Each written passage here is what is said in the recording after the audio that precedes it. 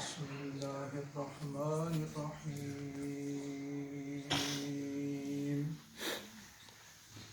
لئن بسطت إلي يدك لتقتلني ما أنا بباسط يدي إليك لأقتلك إني أخاف الله رب العالمين إني أريد أن تبوء بإثمي وإثمك فتكون من أصحاب النار وذلك جزاء الظالمين فطوعت له نفسه قتل أخيه فقتله فأصبح من الخاسرين فبعث الله غرابا يبحث في الأرض ليريه كيف يواري سوءة أخيه قال يا ويلتى أعجزت أن أكون مثل هذا الغراب فأواري سوءة أخي فأصبح من النادمين صدق الله العلي العظيم اللهم صل على سيدنا محمد وعلى آل سيدنا محمد كما صليت على إبراهيم وعلى آل إبراهيم إنك حميد مجيد اللهم بارك على سيدنا محمد وعلى آل سيدنا محمد كما باركت على إبراهيم وعلى آل إبراهيم إنك حميد مجيد.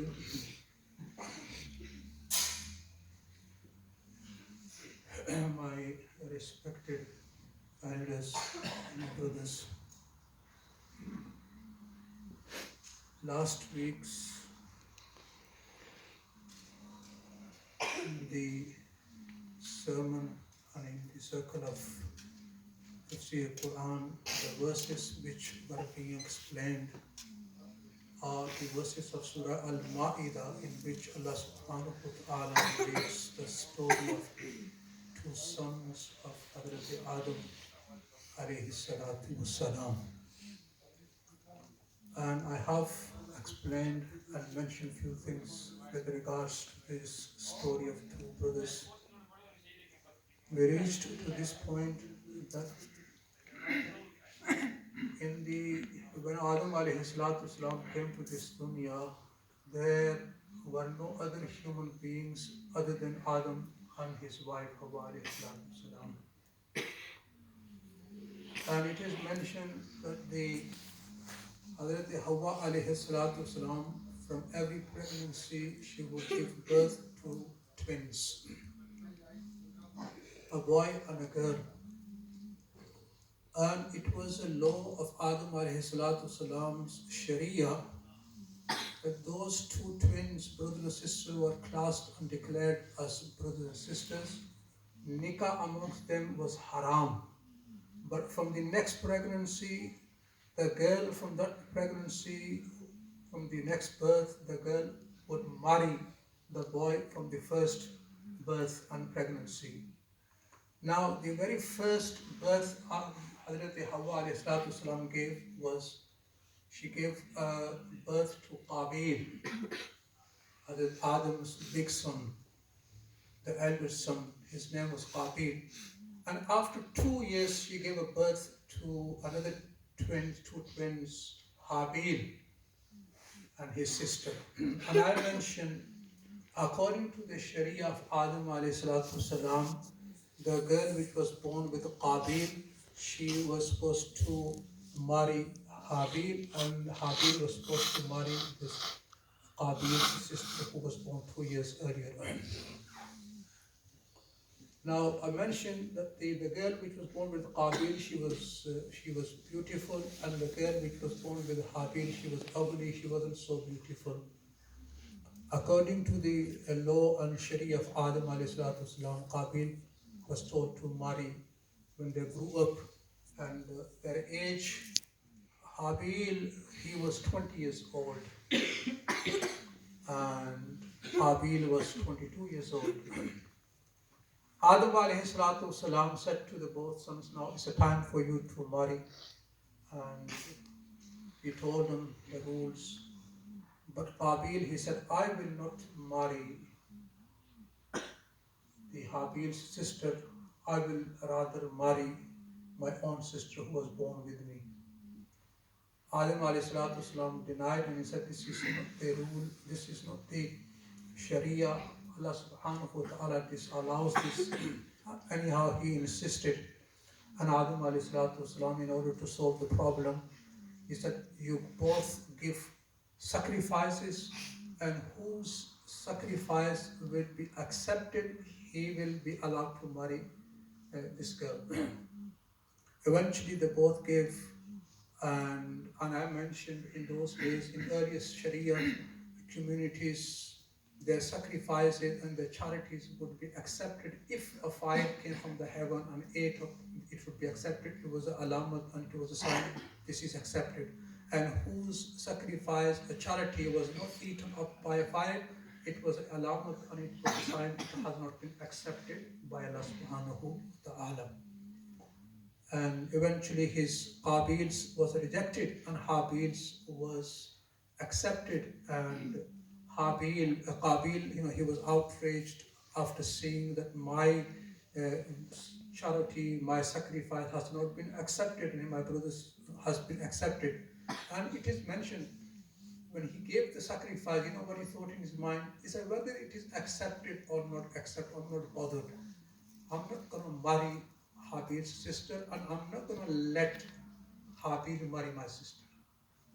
This was his inner thought, which only he knew. And when it all happened that his was rejected and Habil's was accepted, and he became very furious, and due to the jealousy, envy, he made a plan to kill his brother. Now, in the presence of Adam alayhi salatu wasalam, he did not take any step, and he waited. A time came when Adam alayhi salatu wasalam decided to go for for Hajj. And it is mentioned Adam alayhi salatu wasalam, in his lifetime, he did 40 Hajj on his foot, walking to Makkah from India. This India meaning in those days, India, Pakistan, Bangladesh, all. So he used to walk from there to Makkah to Mukarramah for Hajj. When Adam alayhi salatu wasalam left for Hajj, then Qabil comes and approaches his brother and he said, Inni laqtuluk, I'm going to kill you.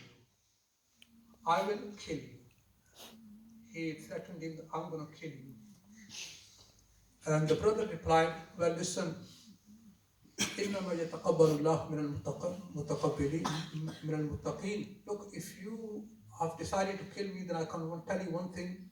Allah's rule is He only accepts from those who are God-fearing, who fear Allah subhanahu wa ta'ala. And I've explained that the acceptance is dependent on sincerity and God-fearing.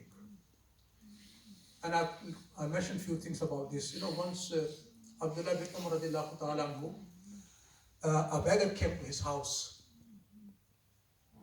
and he sent his son with 1 dirham and said to the son, instructed his son, go give it to the poor, the beggar who has come to our door. The son goes and gives it to the poor and the beggar, and after the beggar had left, Abdullah bin Umar says to his son, he said, by Allah, the son says to father, the beggar has accepted the 1 dirham which you gave it to me to give it to him. He has accepted. Normally the beggars don't accept. They say, no, give us some more and more. So he said, the beggar has accepted 1 dirham which you gave it to him. He has accepted, he has taken it. When the beggar went away, father said to son, he said, oh my son, listen, by Allah, if I come to know that my 1 sajda has been accepted by Allah subhanahu wa ta'ala, and if I come to know that Allah subhanahu wa ta'ala has accepted my 1 dirham which I have given to this poor. If I happen to, if for some reason, if Allah tells me that your 1 dirham which you have given in charity, I have accepted, he said, by Allah, the death would be more beloved to me than anything. Everything which is in this world is, if everything is, is offered to me and it has given to me, I would prefer, I would give death, preference to death over everything, because through death one meets Allah subhanahu wa ta'ala. He said death would be, more beloved to me than the whole dunya and whatever is in this dunya. So the brother of Qabil said to Qabil said to Qabil, look, Allah only accepts from those who have sincerity and those who fear Allah subhanahu wa ta'ala. And then this was the jealousy which led him to which motivated him to kill his brother. Jealousy is very common. In one hadith, Prophet sallallahu alaihi wasallam, he said, dabba ilaykum da'ul umami qablakum al-hasadu wal-baghda'u. He said, a disease of past communities has started to creep into you, and this disease is jealousy and hatred and grudge.